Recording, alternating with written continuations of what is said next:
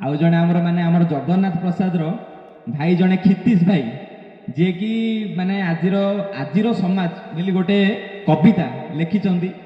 तो से आमको गोटे कॉलेज रे देखी से मते इंस्टा रे मेसेज भी करते जे भाई मु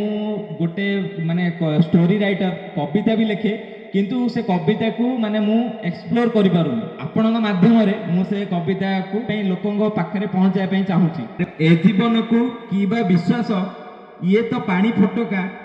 खेलुची से आम जीवन को नहीं पछरे मिछ मिछिका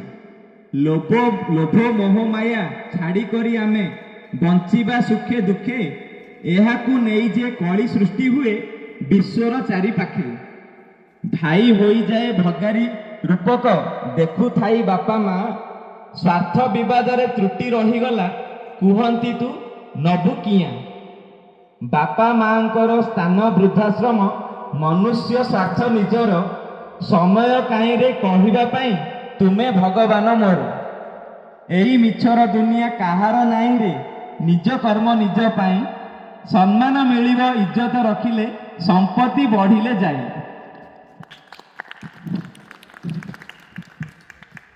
साई पड़िशारे संपर्क बढ़िबो दिया निया चली क्षुद्र त्रुटि पाई द्वार पड़ीजिव शांति हेबे मरी गले हे जगन्नाथे उद्धार कर हे ए विश्व समाज को तमे न शुणिले प्रलय घटिबो जनता डाकिबे काहाकू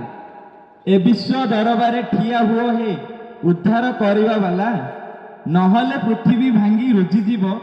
सजीव वालीर माला शेष कथाटीए कहूची प्रभु हे शुणिब मो गुहारी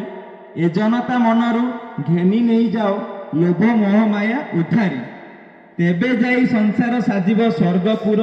जनता हेबे भगवान ब्रह्मांडे आमे उच्च स्वर रे कहिबा आमे तुम दान। तो क्षितिश भाई को मोर अशेष अशेष धन्यवाद। ए कविताटी तांको निजर माने हाथ रे लिखिचंदी तांको निजे बहुत सारा कविता लिखिचंदी जोटा कि आगामी अध्याय रे एमिति आपण मानकु मु सुनेबी।